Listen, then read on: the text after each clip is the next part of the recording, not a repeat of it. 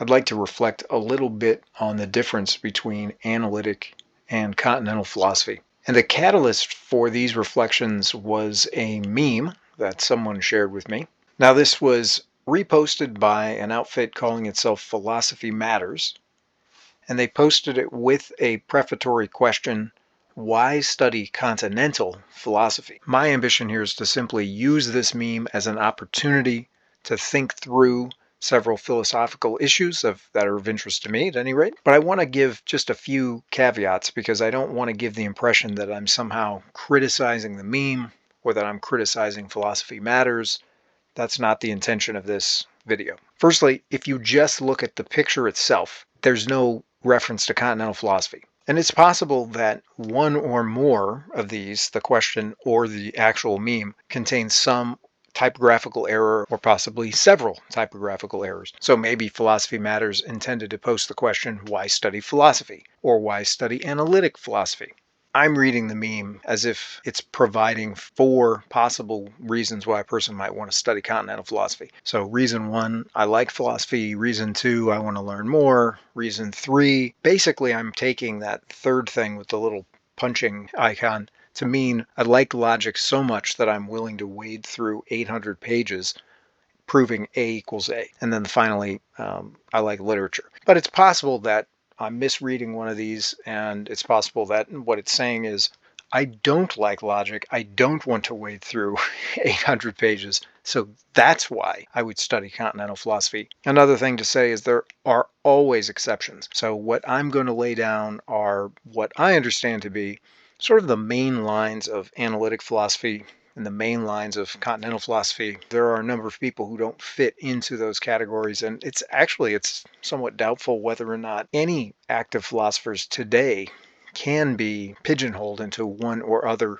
of those categories. Take all of this with a pinch of salt. I'm just trying to use this as an opportunity to raise philosophical questions and talk about philosophical issues. I'm going to start off with this idea of 800 pages full of logical operators proving that A equals A is always true. Analytic philosophy really is the tradition that is much better known for a concentration on logic. And in fact, I touch on that a little bit in one of the other videos that I have, which is the video on how many branches does philosophy have. But regardless of whether or not the meme is suggesting that you'll find this type of thing in continental philosophy, or whether it's saying if you're trying to flee this type of thing, come to continental philosophy, you will find this kind of thing in analytic philosophy. And one example of that might be the Principia Mathematica, or the Principia Mathematica by Alfred North Whitehead and Bertrand Russell. Russell and Whitehead both had the ambition of trying to demonstrate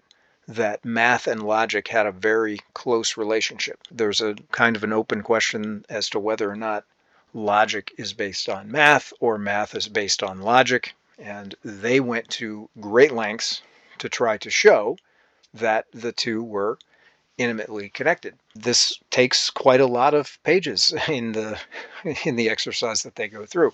And it's usually the case that obvious things, or things we think are obvious, are very hard to explain.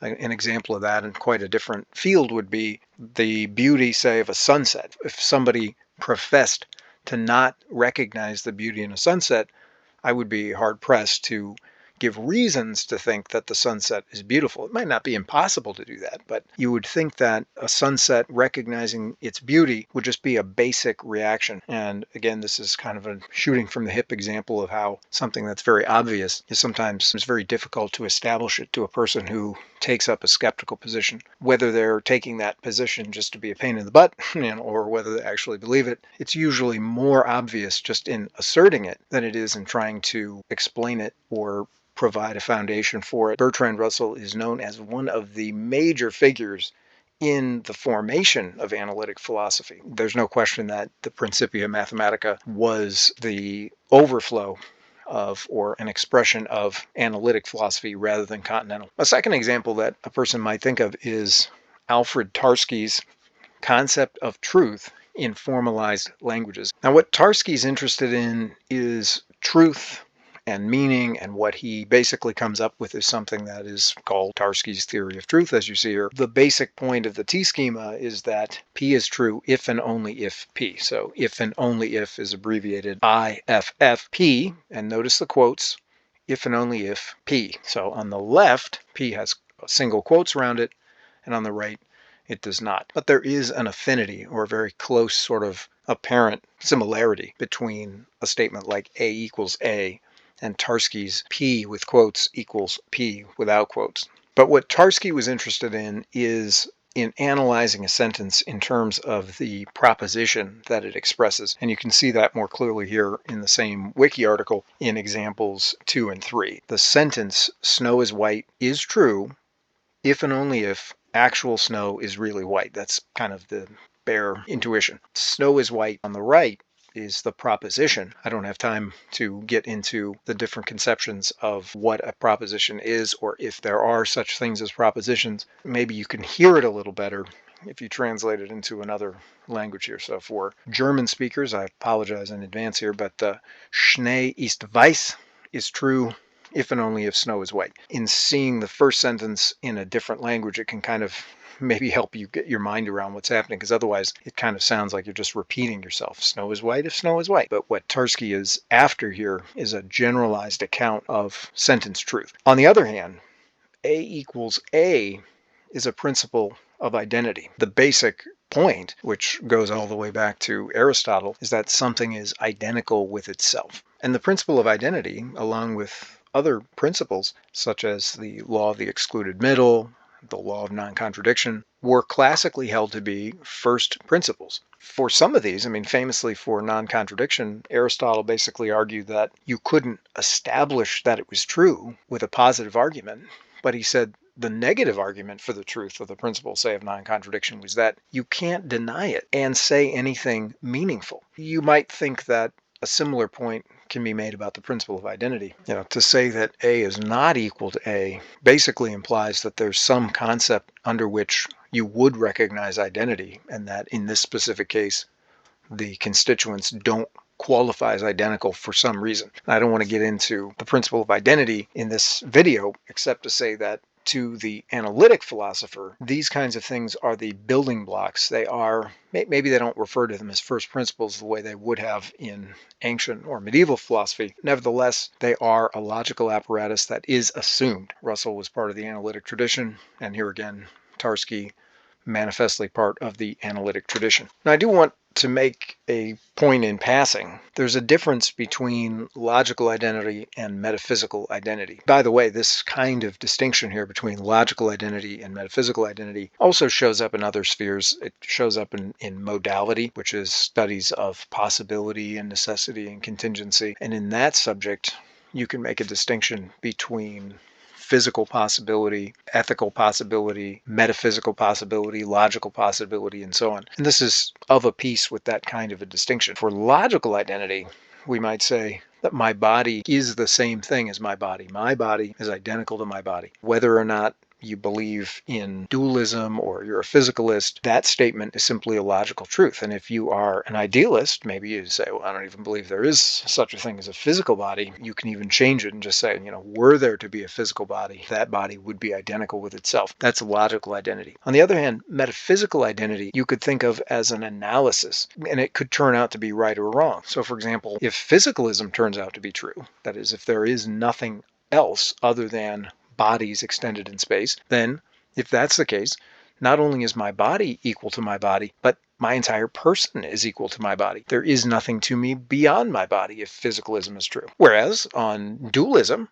my entire person is not equal to my body. Even if dualism is true, my body is equal to my body. My entire person isn't, because on a dualist conception, for example, let's say there's a soul or a mind or something else we have to figure in. Now, the point here is not to get into a tangent conversation about physicalism and dualism. The point is to simply focus on the difference between logical and metaphysical identity. Logical identity is something that can be established simply by looking at the sentence. My body equals my body. Let my body equal A, and then just substitute. You'd have A equals A. And this is an example of the same thing that we just looked at in the meme A equals A. On the other hand, my entire person, it's not obviously the same thing as my body from the standpoint of substituting variables. From the standpoint of substituting variables, we have here A equals B. Now, it could turn out, if physicalism is right, for instance, that in this case, A being my entire person and B being my body, for the second example, that A does equal B.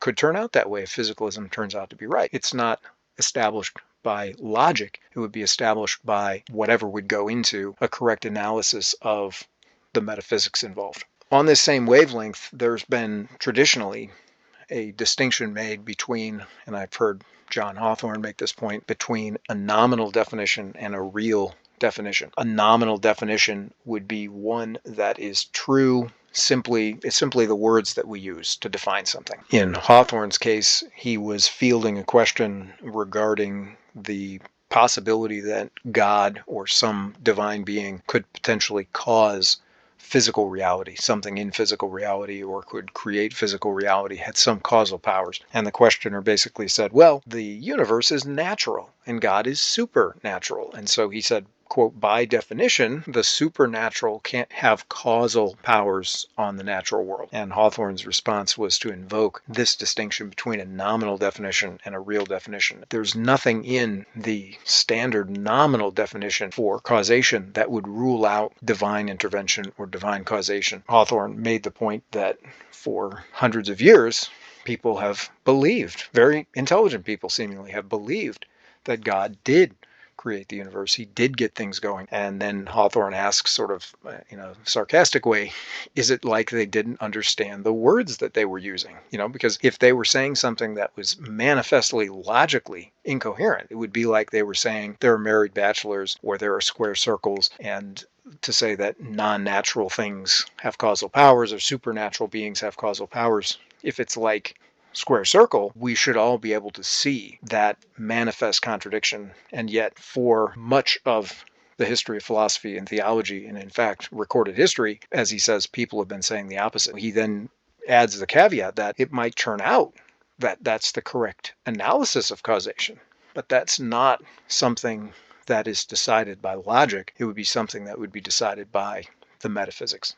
Now, there is a complication, and that is that sometimes nominal and real definitions coincide. Sometimes they come apart, and sometimes they coincide. In a case where they come apart, we just dealt with basically two of those. We dealt with a case where the whole person comes apart from body, namely if dualism is true, and we dealt with a case where causation allows for supernatural causation, or a case where it doesn't. The nominal definition in those cases doesn't decide things. We would need a metaphysical analysis that would try to incline us one way or the other, as opposed to, say, you can have a four-sided triangle. You don't need a detailed metaphysical analysis for that. Maybe you can see it clear if you say triangle possibly has four angles. Well, no, triangle literally means three-angled thing, so to speak. So a three-angled thing that has four angles would be a manifest contradiction, and that can be decided by nominal definition. So here's a case where nominal and real definition come together or have a degree of coincidence. What does all that have to do with analytic versus continental philosophy? Well, what we've been just talking about is more or less what you would find in the analytic tradition. And I want to make a preliminary point here. The most important thing is the philosophical orientation and not the place of origin. And we just looked at an example where that is reflected. So for instance, Tarski was at least born in Poland. That would have been on the continent of Europe, and yet he was in the analytic tradition. The most important thing is the way a thinker approaches questions and not where they were born or even where they operate. I mean, Frege would be another example. Here's this German logician who's counted as an analytic philosopher. Now, it is true that Bertrand Russell and others made distinctions along the lines of British philosophy versus continental. There's a difference between the British empiricists and the continental rationalists. So this is something of a piece with that. And once again, there is a complication with degrees of coincidence. So for instance, many continental philosophers by orientation are also continental by origin. So there is a coincidence. Likewise, many of the British analytic tradition or Anglo-American, many of them are from the British Isles, they're from America. Online, a number of resources explain things just that way. So here we read, generally speaking, continental philosophy refers to a large set of 19th and 20th century philosophical traditions and philosophers, mostly from mainland Europe. Then it goes on, this label aims to distinguish these traditions from analytic philosophy, which is the predominant type in the Anglo-American world. I've credited this in another video, but I borrowed this from Arthur Holmes. And if you look on the left, both of these lines move forward in time, and then they cross at Immanuel Kant. You can notice the British empirical tradition. I have it starting with Bacon. Locke, Berkeley, and Hume are the big three. Similarly, the continental rationalists' big three, of course, are Descartes, Spinoza, and Leibniz. And then you can see the traditions kind of move in both directions. Now, if you follow the line from British empiricism, from Bacon down through Hume, cross over Kant, and get down to people like Bentham, Comte, John Stuart Mill. This is the trajectory that establishes or generates the analytic tradition. And if you follow it from Descartes through to Leibniz, crossing over Kant, get to the German idealists, people like Marx, Husserl, Sartre. Now you're in the continental tradition. So some important figures on the analytic side. You've got people like Frege,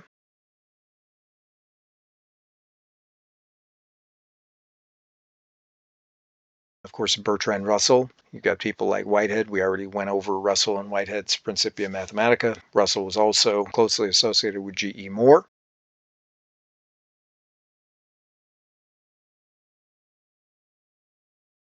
Then you have the logical positivists. Now those would have been people like Moritz Schlick and Rudolf Carnap.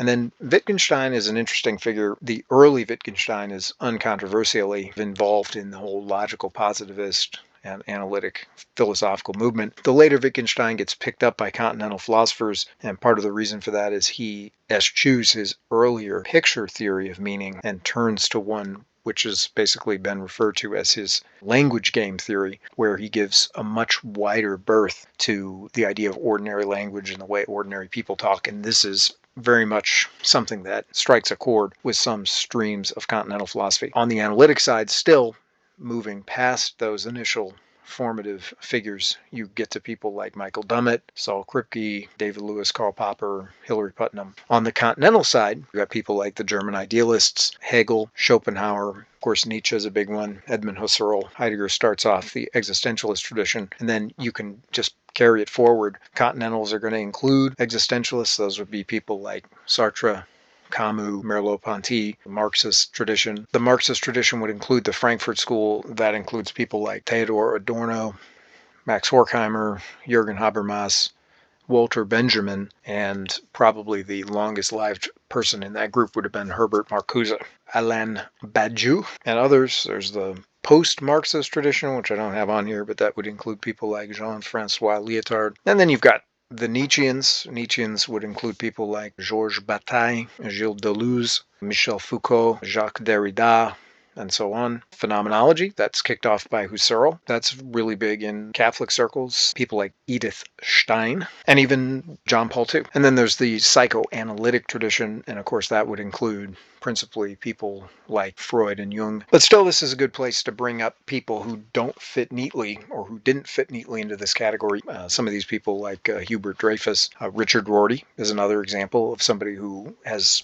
been regarded as bridging the analytic continental divide. Stanley Cavell. And some of these people are referred to as post-analytic. And here again is a good place to point out the fact that Frege and Wittgenstein, as we've already mentioned on the analytic side, were nevertheless from the continent of Europe. And even though Husserl was from the continent, you'll find him on lists of continental philosophers quite routinely. He impacted people who were uncontroversially in the analytic tradition, because he sort of reimagines Descartes in an important way, and the Cartesian tradition impacts just all of philosophy. And once again, it would be interesting also to note the degree to which there are certain existentialists who were not from the continent. Colin Wilson is a preeminent example of that, or Marxists who were not born on the continent, and those would include people like Charles Taylor, Cornel West, and Peter Singer was impacted by Marxism. I don't think he identified as a Marxist himself, but he was very knowledgeable about Marx and Hegel. And then the psychoanalytic tradition would include people like Melanie Klein and Harry Sullivan, and neither of those people were from the continent of Europe. So this is just to underscore the point that the main differences in the orientation rather than in their place of origin. Now, I didn't create this. You can see the source, but if you just Google something like, what's the difference between the analytic and continental tradition, this is one of the images that is prominent. And I'd like to take a minute to go through some of these just a little bit on either side. Now, I want to leave the reason intuition for just a few minutes from now. And so I'm going to start with analysis. To analyze something really means to break it into a more fundamental part. To analyze it is to break it into parts. And this goes back to John Locke, who wanted to analyze complex ideas, concepts, in terms of simple sensations, or what come to be known as percepts. Now, in the 20th century, there's a shift from the contents of the mind, concepts and percepts, to the constituents of language, whether that's spoken language, so whether we're talking about utterances, or whether it's written language. So we're talking about sentences, perhaps. This is where we already sort of hinted at Tarski, who was interested in sentences, in propositions, in truth values, and so on. Now, it's also true that the analytic tradition is very much taken with empirical science. And there was a concept that goes all the way back to the positivism of people like Comte, and then is carried through in Ernst Mach and others that you could think of as the unity of the sciences. Comte coined the term positivism. He believed that this scientific way of thinking meant we're putting aside superstition, we're putting aside metaphysics. This is kind of a broadly Baconian thing to do. Bacon was concerned with the idols of the tribe and idols of the cave and mind and so on. And you can think of people like Comte as carrying that forward. It's going to be even more obvious in the next tradition, but you can see from Bacon all the way through to the logical positivists, and this is the analytic philosophical lineage. Part of this emphasis on empirical science, and I got into this in a previous video as it pertain to Quine, is a very pronounced anti-metaphysical tendency. And this starts off in the 17th century, but it becomes very dogmatic by the time you get to the logical positivists. They go so far as to articulate what is referred to as the verifiability criterion of meaning. And they want to say, making short shrift of a lot of different subtleties that they try to include. Their main point was, if it can't be verified empirically, then it's meaningless. So statements that have no procedure you could carry out to verify them empirically turn out to have absolutely no meaning whatsoever. Now, this has been largely abandoned, and in fact, metaphysics has even come back in to the analytic tradition, and this is obvious in people like Kripke and Lewis, who have dealt in possible world semantics, and there's a great and broad metaphysics tradition that they have re-inaugurated, but that anti-metaphysical tendency or pro-empirical science tendency still persists. And possibly one of the most important things to say about the analytic tradition is that it's got this dual focus on language and logic. And so you often find references to things like the linguistic analysis and linguistic philosophy. The idea basically is to bring the tools of linguistics and logic to bear. Wittgenstein can be summoned to make this point, the idea of being language therapy, like sometimes questions that we ask are malformed. That's the idea, and that if you can bring these logical tools to bear, maybe you can determine that a question being asked really is a senseless question. Gilbert Ryle, I think, used the example of what's the smell of blue. He said, well, that's just a category mistake. Not that anybody even asks this question, of course, but his point is that in some cases, old metaphysics questions could be viewed as category mistakes. If you want to distinguish the early Wittgenstein from the later Wittgenstein, you can sort of see how there is an evolution within the analytic tradition. Wittgenstein moves from ideal language analysis, and his seminal work in that regard was the Tractatus Logico-Philosophicus, where he develops his picture theory of meaning, and then later, in his posthumously published philosophical investigations, he is much more in this, what has now become known as the ordinary language camp. And the point I'm making is he went from a very definite focus on linguistic formality and logic when he was talking about ideal language to a much broader use theory or ordinary use theory of language where people just play different games. There's just different ways to use language. And his famous example is, where his famous phrase is family resemblance. He talks about games, for instance, and he says that if you say poker is a game and baseball is a game, don't just assume that there's something that they have in common, but look to see. And what his analysis suggests to him is that if you look, there really isn't one thing that all games have in common, any more than there's one feature that everyone in the same family, if you take a huge family photo of a bunch of different generations of people, maybe you say, well, there's a similarity in the ears or in the nose or in the eye color. There's going to be exceptions, and maybe there is no one feature that everybody in the photo has, and yet they're all the same family because there's this resemblance. And that's the general idea. In contradistinction to that focus on logic and language, which is again at least visible in the earlier Wittgenstein. In continental philosophy, there's much more of an emphasis on art, culture, literature, and that kind of thing. This goes back to the initial meme and the initial question. Why study continental philosophy? I like literature was the fourth possible answer there. But in this artistic, cultural, literary milieu, things arise such as critical theory, hermeneutics, structuralism, post-structuralism, deconstructionism, and so on. Now, there's some impact and some influence in continental philosophy with science, but most of that is going to be the soft sciences. So whereas the analytic philosophers tend to prefer hard science, you'll find a lot of them referencing physics and chemistry. There are exceptions. I mean, Quine talks about psychology quite a lot. Behaviorism was al-Quran for a while there, and then it has since fallen out of favor in favor of other versions of psychology, cognitivism, computationalism, and others besides. But in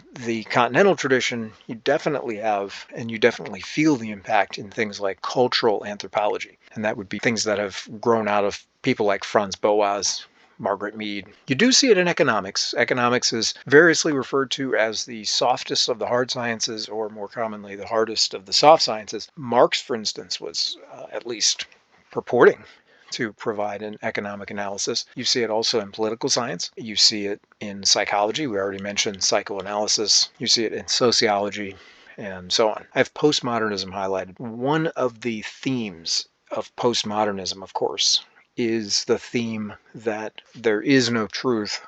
Everything is more or less a will to power, to use Nietzsche's term, a power play, power politics, and so on. And that has spilled over into a number of different avenues, and we do see evidence of that all around us in society. Attacks on the quote-unquote patriarchy. Truth is really not the issue. The issue to these people is that there was a power structure that was in place, and the answer to it is to simply tear it down and put another power structure in its place as an alternative. Truth doesn't enter into the picture. It's not a matter of one is more true than the other. It's simply a matter of groups asserting dominance. And you see this in the academy, and you do see this coming through in some of these softer sciences where they're not bound necessarily by anything like what the physicist thinks that they're bound by. Physicists may think that they're bound by the way the world actually is. Whereas in some of the softer sciences, maybe you might think that it's more open to an ideological framework that drives the research projects, and that this is much more evident in these softer sciences. In fact, that's maybe one of the things that makes them soft sciences. But this also spills over into discussions of quote-unquote the human condition, which whoever designed this little picture text has included here. And you can see this in, for instance, in theology, where continental philosophical themes, things like existentialism, phenomenology, show up in theology. Some examples of that would be liberation theology. This is definitely a power politic kind of theology. Jesus was for the oppressed, and it becomes sort of the marriage of Marxism and Christianity. You also see it in liberal Protestantism, in modernist Catholicism, and so on, where it takes various forms. Again, we mentioned John Paul II, who was influenced by Husserl, possibly indirectly through people like Edith Stein. This is phenomenology translated into Catholic parlance. Now, this is a similarity with analytic philosophy, is that continental philosophy too had has anti-metaphysical tendencies. You see this definitely in Nietzsche. He thought metaphysics really was the boogeyman. It was a system that constrained people to think a certain way, and in fact maybe even constrained them to wish for a great beyond instead of taking a good hard look at the way the world actually was. He certainly thought being anti-metaphysics was to, in a way, be open-eyed about reality, and this is part of what constitutes his famous or infamous concept of the Übermensch,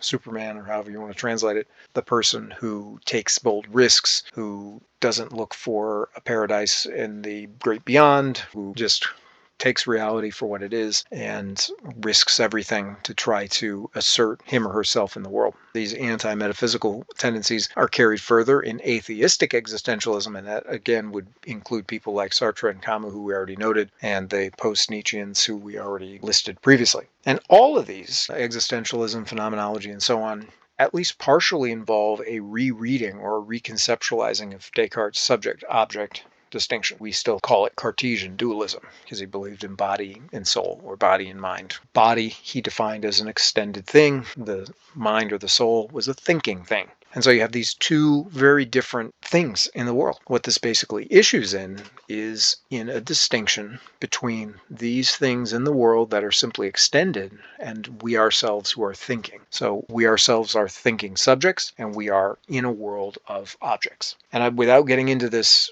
specifically, a lot of the Continental tradition has been focused on the subject. It's been focused on the thinking thing. What contribution does the mind make? Not that analytic philosophers, there are people like David Chalmers, for example, who are very interested in consciousness. He's on the scene now. But the subject or the subjective aspect of reality has been a very big concern to Continental philosophers for a long time. Whereas, just as a first kind of pass, very sort of quick and dirty way of understanding it, is that the British empirical tradition was mostly focused on objects. It was trying to get beyond the subject and focus on the objects. And the hope there was that we would not be confused or swayed by subjective factors, but we would get down to objective reality. And the Continentals are keen to press the fact that we are always and ineradicably subjects. You can't get rid of the subject without getting rid of the thing that literally makes human beings human beings. And this is, of course, what some of the existentialists talk about and others. So in a way, they're almost anti-methodology. This was kind of a cute, funny little text here, trying to summarize maybe in a meme what I've just been rhapsodizing about here for quite some time. On the analytic side here, the analytic philosopher is quoted as, "You are being insufficiently clear," meaning I'm trying to analyze what you're saying in terms of logic, in terms of linguistics, and what you're saying is ambiguous, or it's vague, or it somehow fails the clarity test. And on the other hand, the Continental philosopher answers in this little joke, "You are being insufficiently," meaning you're not fully existing. You are somehow lacking something that it would mean to be human. Your humanness is deficient. Presumably you're too closely attending to things that don't matter, like logic and form. That narrow focus on logic is much more emblematic of the analytic tradition, and the Continental is much more interested in getting beyond those categories. On that wavelength, take somebody like Jacques Lacan. He developed this idea of something called a symbolic order. The clearest way of introducing it that I found is the idea of a chess game. And in chess, you have a certain playing board. You have a board of 64 squares. You've got a certain number of pieces. The pieces move in a certain way, and there are rules. There are definite rules. So you can only move a pawn forward 1 square, except in the initial move you can move it forward 2 squares. If you move it 1 square, then you can only move it 1 square after that, and it just marches straight on the board. This isn't a video about chess rules here. Lacan draws a comparison between chess and language, and the comparison, you might say, something like this: the words that we use, the concepts we invoke, are like the pieces, and the rules for forming sentences and for expressing yourself, and in fact the rules for thinking, are prescribed just as they are in a chess game. What the analytic philosopher is keen to do is to analyze the way the pieces move and to try to get to the reality of the board, so to speak, in that way. What the Continental philosopher is keen to press, however, is the idea that if our thoughts and words correspond to rules, then we're missing something, because there's something that's inexpressible, something that the rules don't allow us to express. Just to have a playful example, you could pick up the queen and throw it against a wall. You could pick up the rook and simply slam it down on the last rank of your opponent's side of the board. Now, if you did that, those would be illegal moves, but you're physically capable of doing that. And Lacan's point maybe something like this, is that there are thoughts that you might have, sensations and utterances that you might be able to make, that by all conventional accounts are nonsensical because the conventional words and the conventional rules for sentence formation don't capture them, don't allow you to capture them, and yet you're able to feel them. And so his point is that there's whole bunches of experience, potentially, that we have no labels for. And so we can't talk about, we can't even think about it. It's an intriguing idea that what the analytic philosopher is looking to do is, if you think of logic and language sort of as a filter, they're looking to see what can you capture with the filter, whereas the continental philosopher is interested in what is being lost in virtue of putting that filter in place. Something's being lost. What is it? Of course, the image that I have is from Alice Through the Looking Glass, and in this work here, written by one Jeannie Schroeder, she writes, in Through the Looking Glass, Alice finds herself trapped in a symbolic order in the form of a chess game, sort of like life is metaphorically this kind of chess game. We're bound by rules, but they actually restrict us. The analytic philosopher thinks that if you follow the rules well enough, you'll get at the truth, whereas the continental philosopher thinks the rules are a stricture that prevent you from being fully human. And another aspect of this is the emphasis on intuition. So here we have backed up to the top of that little graph where it said reason versus intuition, and here you read a name we haven't mentioned yet, but Henri Bergson, whose quote, wariness of science resulted in his elevation of intuition. So whereas the analytic philosopher puts a great emphasis, again, as we said, on physics and chemistry and the hard sciences and empirical science, and in the Cartesian way of thinking, they put a lot of emphasis on scrutinizing the objects in the world. The continental philosopher here emphasizes intuition, is wary of scrutiny of objects, at least wary insofar as the scrutiny of objects somehow obscures the subject. Now, having said all of these differences, we have touched on a couple of similarities. So let's just sort of summarize a few commonalities. Both traditions share common origins. They arguably owe debts to Greco-Roman thought, to medieval philosophy. They owe debts to Descartes, to Kant, and so on. Though the accrued debts, as I say here, are arguably unequal. A primary example of this might be that the analytic philosophy, since it very heavily leans on logic, owes a lot to Aristotle. Aristotle was one of the very early people to codify rules for logic. The logic that Russell and Frege were dealing with was much more mathematical and was different in many respects from what Aristotle had initially formulated. Nevertheless, one is tempted to say that you only get to Russell from Aristotle. So there's a debt there for sure, at least as a historical matter of fact. On the other hand, the continental tradition probably owes more to certain literary aspects of ancient Greece. Maybe it's poetry.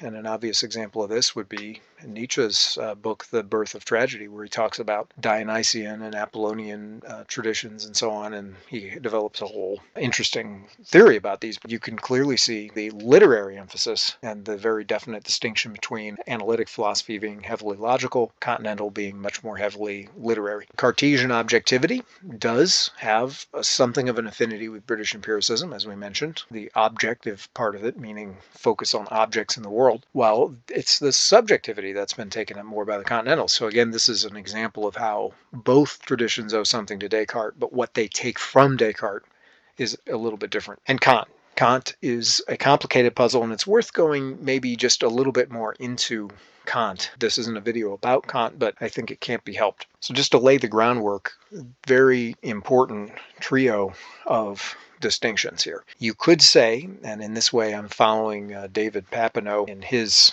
explication of this in the book Philosophical Devices. In his reckoning, you have three tiers of analysis here. The first one is semantic, and the distinction is between an analytic statement and a synthetic statement. Then we have an epistemic or an epistemological distinction between something that's known a priori and something that's known a posteriori. And finally, there's a metaphysical distinction. That's something concerning being, and the distinction is between something that's necessary and something that's contingent. I'm only going to scan the surface of these, but let's say something a little bit more about each one. So for instance, the example of an analytic statement would be something like all triangles have three angles. By analytic, we mean that the meaning of the statement is determined by the words that are inside of it. In other words, if it's analytically true, then it means that the predicate is contained in the subject. And we already made an effort to established this earlier when we translated triangle as roughly a three-angled thing. Well, if you translate triangle as a three-angled thing, then what you see is the sentence basically says all three-angled things have three angles. That's obviously a tautology. That's the point. The predicate is simply unpacking meaning that is already contained in the subject. Now, this is classically juxtaposed against synthetic statements. Statements where what is in the predicate, in this case eat worms, is arguably not contained in the subject. The point here being that the concept of blackbird eating worms is not obviously a part of that at all. It's something that you have to assess outside of the proposition, outside of the constituents. It's not contained in the subject. The second distinction is, again, one concerning knowledge, and an example here is all bachelors are unmarried. Now, how do we acquire the knowledge of whether all bachelors are unmarried? And the answer is the proposition seems to be analytic. So we can obtain the knowledge about the truth of that statement without going out into the world. So a priori basically means prior to or apart from experience or investigation. We don't need to go out into the world and poll bachelors and say, are you married or unmarried? Ah, you're unmarried. Okay, check. Unmarried male of marriageable age is simply the definition of bachelor. And if you know that, then you know the truth a priori. No investigation required. On the other hand, there are propositions that can only be known through experience or investigation, or after experience or investigation, or a posteriori. For example, there's a dog in the next room. I mean, there's nothing in the sentence analytically that would enable me to know whether that is true or not. I have to open the door, go into the next room, open the door to that next room, look inside and see, is there a dog or no? I have to make the investigation in order to tell whether it's true or not. Now, a contingent statement is a statement that could be false or it could be true. So, for instance, this concerns being. A contingent fact is one that didn't have to be the way it is.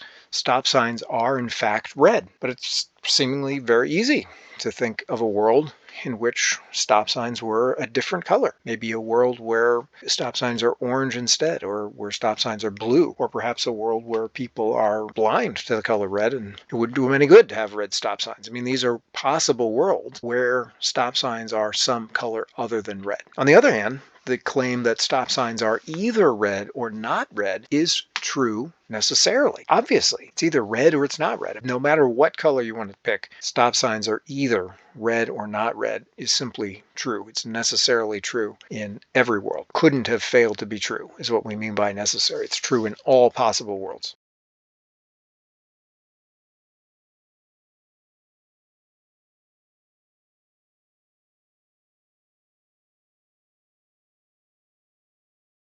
Now, when we consider those three layers of meaning, especially if we consider the two main argument types, deductive argument and inductive argument, what we kind of come to is something like this. And I know I'm going very quickly through this. Each of these could have its own long discussion and many caveats could be expressed. And there's a whole lot to be said that I'm not saying. The positives, if you look at this, that pertain to analytic, a priori, necessary truths, deductive arguments are that they yield certainty. All men are mortal.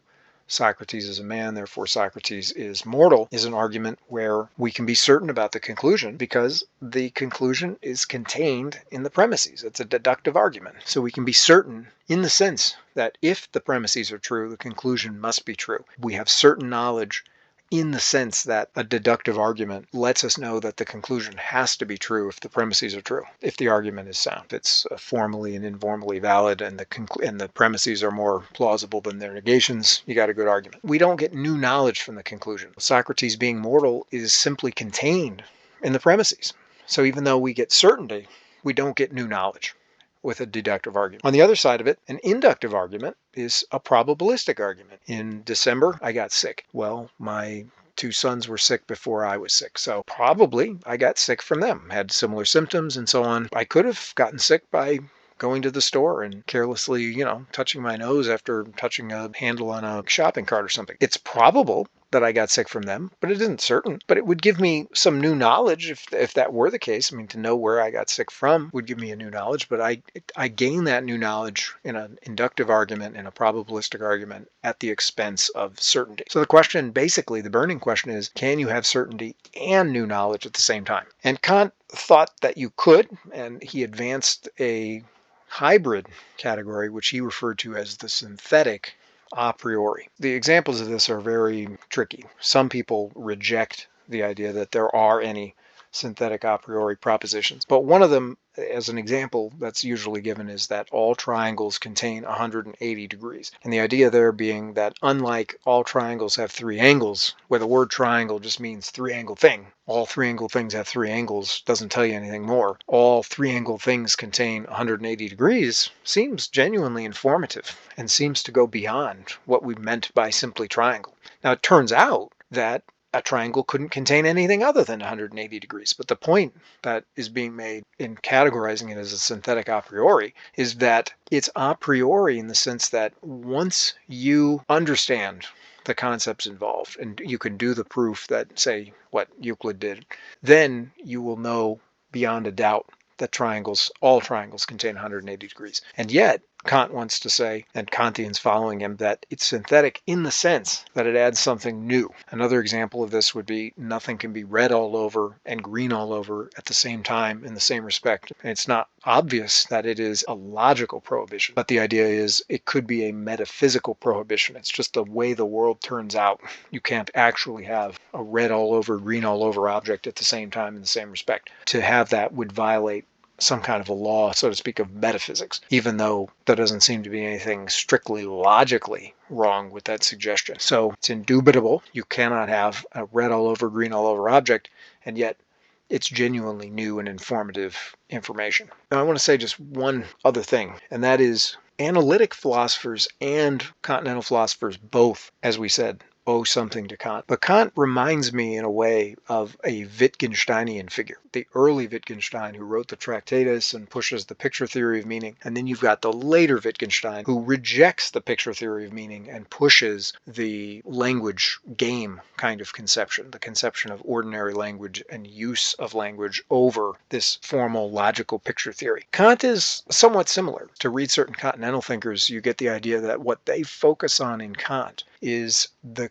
strands in Kant where he suggests that contact with the new is genuinely earth-shattering. Genuinely synthetic encounters with new information can completely overthrow everything that you previously believed. In Nietzsche's conception, you cannot constrain the unknown, the new. To Nietzsche's way of thinking, nothing you know now that could prevent you finding something out tomorrow that completely eradicates and undermines everything you previously believed. And I think I'm right to say that Nietzsche thinks that Kant thought of that and then got scared by it, and so retreated into the idea that, encountering the new might be new in a certain sense. It might be new in the sense that you've never encountered that bit of sensation or perception before, but that the a priori categories that your mind is built with are already pre-programmed to handle the new experience. So the analytic tradition focuses on the a priori part of the synthetic a priori in the sense that the mind is thought to be primed and prepared in terms of the preconditions for any kind of experience that it could possibly have. You actually see a little bit of this in Chomsky, for instance, who talks about how human beings have almost an endless ability to articulate brand new sentences people have never heard before, and yet we can understand them perfectly well. If I'm speaking now, and perhaps something I've said here is novel, or it's not novel maybe in terms of the ideas, but the sentences, the specific sentences, the way they're strung together is hopefully unlike, I'm not consciously plagiarizing from somebody, for instance. So therefore, what I'm saying is in some sense novel, and yet my audience presumably is going to understand certain portions of it, at least passably well. How can that be? That's the kind of question. Chomsky basically says, well, your mind is pre-programmed, richly endowed with this mechanism for understanding language and mind for creating language. And we have this, our minds meet in that way. And Nietzsche wasn't satisfied with that. Nietzsche thought, no, there isn't this pre-programming that guarantees this safe understanding of new information. Nietzsche thought there was something dangerous about the new, and that synthesis was literally a process where you risked proving everything wrong. And so again, he gets into, in many of his acolytes have gotten into this will to power idea where you take risks. And thus spake Zarathustra, the tightrope walker, the guy who is literally taking a risk. He could at any time fall from the precipice and be killed.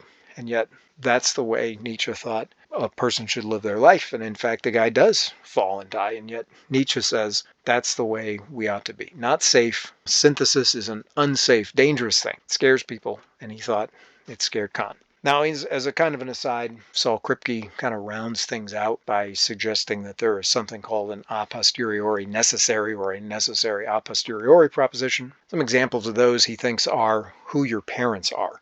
So I say here, Francis Bacon's parents were, Sir Nicholas Bacon and Anne Bacon. And they couldn't have been other than that, according to Kripke. Had Nicholas and Anne Bacon not come together in the right way, Francis Bacon would not exist. There's no possible world on Kripke's analysis where Francis Bacon has different parents. So it's necessary. But yet there's nothing about Bacon, for instance, that would enable you to know who his parents were simply analytically without investigating in the world. So it's not known a priori, even though it's necessary. Or another one he gives is water is H2O. He thinks that is genuinely informative. And yet, once we have found it out, based on the rules of chemistry, it couldn't have been otherwise.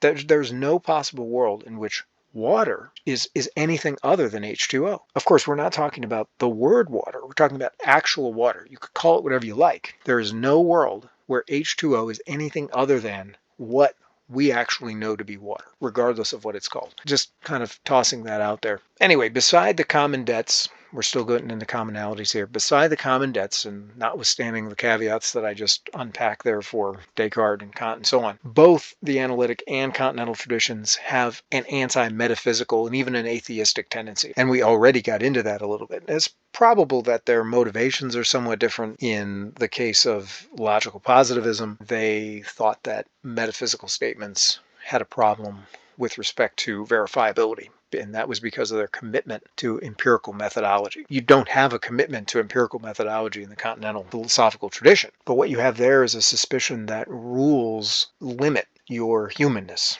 and a suspicion that systems of rules tend to masquerade as objective truths. And so for different reasons and with varying degrees of impact, I think this atheistic and anti-metaphysical strand has been present in both traditions. There are exceptions. I mean, you could think of John Paul II, for example, and other Catholic continentals as being an exception to the atheistic tendency on the continental side. And you can think of people, again, like Kripke and David Lewis and others as being exceptions to the anti-metaphysical tendency on the analytic side. Additionally, the analytic tradition is bound up with something termed the linguistic turn in philosophy. And this was Russell and, more importantly, Wittgenstein, who turned attention to language and a careful analysis of language, as we've already gone into. As we stated, the continental tradition is heavily literary. So they both have a focus on linguistics, literature, words are a very big deal in both traditions. Also, both seem committed to the idea that natural language is arbitrary. You find this in, for instance, in John Searle. He talked quite a lot about ordinary language and the idea that the categories that we use, the words that we use, are a function of the way in which we analyze the world. And that's going to be partly a function of the things that we care about, things that we desire, and so on. It's not to say that we create the world in any way that we want. That's not Searle's point, but it's to say that it's a function. The concepts that we have are a function both of what's in the world as well as the categories that our minds bring to bear. And on the continental tradition, you definitely have an emphasis on the arbitrariness of language. This comes about, for example, in Saussure's structuralism. Additionally, and as an extension of what I just said, this is issued in linguistic philosophy in the Anglo-American context, structuralism, as we just said, and a number of derivative schools like post-structuralism, deconstructionism on the continent, and versions of semiotics in both traditions. So Charles Sanders Peirce and Ferdinand de Saussure both have versions of semiotics. I think Peirce actually was the earlier. So the linguistic philosophical tradition, again, this is part of the analytic camp. And as you see here, the view that many or all philosophical problems can be solved or dissolved by paying closer attention to language, and then jumping down to structuralism, which was a way of trying to show that the languages that we have are just this complex system of signs and signification. And this was anticipated by the semiotics or semiosis, I think he may have called it, from Peirce. He was a pragmatist. And so this is just one of those examples of the similarity between the two traditions. Despite their differences, there are a number of similarities, and this emphasis on language is one of them. All right, so concluding thoughts. We've seen something about what analytic philosophy is about. We've seen some of the ways in which it is similar to the alternate tradition. Continental philosophy, we went through important figures in both. We kind of sketched based on some general images that are very readily available on Google. We looked at similarities and differences. In conclusion, I think one thing to bear in mind about analytic philosophy, besides its emphasis on methodology, logic, and language, is that it tends to attack problems piecemeal. Just like analysis is to break things into smaller pieces, it wants to deal with smaller pieces, smaller problems. It's less into building elaborate systems. What you'll find in analytic tradition is articles about very specific and sometimes highly technical questions. On the other hand, the continental philosophers oftentimes focus upon generalities. To a person who's used to reading one or other tradition, it can be like a night and day difference crossing over into the other tradition. In addition, analytic philosophers tend to put a focus, as we've said, on what is sense perceptible, and this is an outgrowth of their commitment to empiricism in general. On the other hand, continental philosophers tend to put attention on what is imperceptible. So they tend to want to direct your attention on things that you can't easily perceive. Again, the best example I could give for that is the idea of a filter. Whereas the analytic philosopher is interested in what the filter captures, the continental philosopher is interested in what the filter excludes. However, you want to be careful when you say something like imperceptible, because it can lead to the obvious and problematic word transcendent, and there are at least two senses of what it means to be transcendent. The first, and probably the most well-known or widely used notion, is something like whatever is above or beyond the mundane world. So for instance, heaven and God and the soul and freedom of the will are sometimes held to be transcendent in this sense. They're more than what we see as obvious in the physical world. But that's not really the meaning that is important in much of continental philosophy, which, as we said, a lot of it is atheistic. And some of it is Nietzschean. And Nietzsche completely disregarded and discounted the transcendent in the sense that I just said. But there's another sense of transcendent, and it basically is the Kantian sense, where what is transcendent is a precondition. So Kant thought that space and time were, in important ways, preconditions for experience. Things have to be temporal, they have to be in space